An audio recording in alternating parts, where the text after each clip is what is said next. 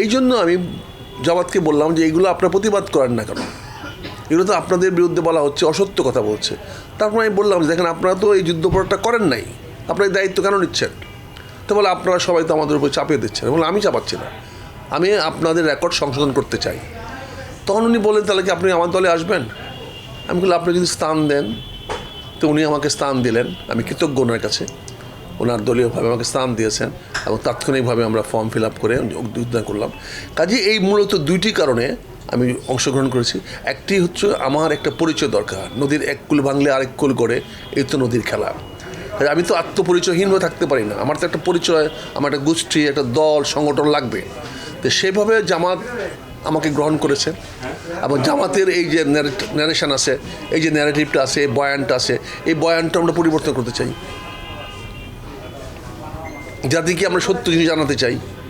কারণ এই বর্তমান যে জামাত ইসলাম, এই জামাত ইসলামের জন্ম হয়েছে 1980 সালে, যখন জেনারেল জিয়া নতুন অধ্যাদেশ করলেন, নতুন আইন করলেন, বাকশালকে বাতিল করে দিলেন।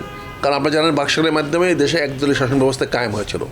তো এখন জেনারেল জিয়া আইসা সেটাকে বহুদলীয় শাসন ব্যবস্থা কায়েম করেছে। তখন 1980 সনে অনেকগুলো রাজনৈতিক দলের জন্ম হয়েছে। বাংলাদেশ জাতীয়তাবাদী দল বিএনপির জন্ম হয়েছে, বাংলাদেশ আওয়ামী লীগের জন্ম হয়েছে, বা আবার নতুন করে বাকশালের জন্ম হয়েছে, কিন্তু একদলীয় না, বাংলাদেশ আওয়ামী কৃষক দল হিসেবে বাকশালের নাম হয়েছে। এভাবে জামাত ইসলামও নতুন একটা দল হিসেবে বাংলাদেশ জামাতে ইসলামী, এটা 1980 সনে। এখন আমার বাবা দাদারা কি অপরাধ করেছে তার দায়িত্ব আমার উপরে আসতে পারে না, এটা তো পানিশেবল অফেন্স আমার জন্য হতে পারে না। আমি তো আগেই বলছি বাপ দাদার দায়িত্ব আমি নেব না। তারপরেও তাদের বিরুদ্ধে যারা ছিল তাদের বিরুদ্ধে তো বিচার হয়েছে, ফাঁসি হয়েছে।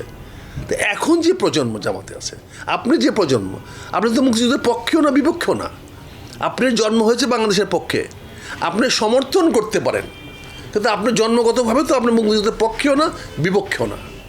কাজে এই বিষয়টা পরিষ্কার করতে হবে, নতুন প্রজন্মের কাছে আমরা এটা পরিষ্কার করতে চাই, এই বিষয়গুলো আনতে চাই। কাজে আমার দৃষ্টিভঙ্গিতে আমি মনে করি জামাত ইসলাম কোনো যুদ্ধাপরাধী রাজনৈতিক দল নয়। এটি বাংলাদেশে 1980 সালে সৃষ্টি হয়েছে, যেখানে নতুন তরুণ প্রজন্ম সবচেয়ে বেশি আজকে এই দলে অংশগ্রহণ করেছে। ফলে জামাতের সেই ন্যারেটিভটা, ভারতীয় ন্যারেটিভটা আমাদেরকে ব্যবহার করলে চলবে না।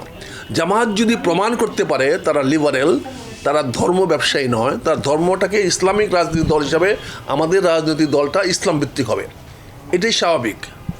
আমরা নামাজ রোজা হজ জাকাতকে প্রাধান্য দেব, এটাই স্বাভাবিক। কাজে এখানে জামাত, আমি মনে করি, আমার দৃষ্টিতে মনে করি যে জামাতে এখানে কোনো দায় নাই।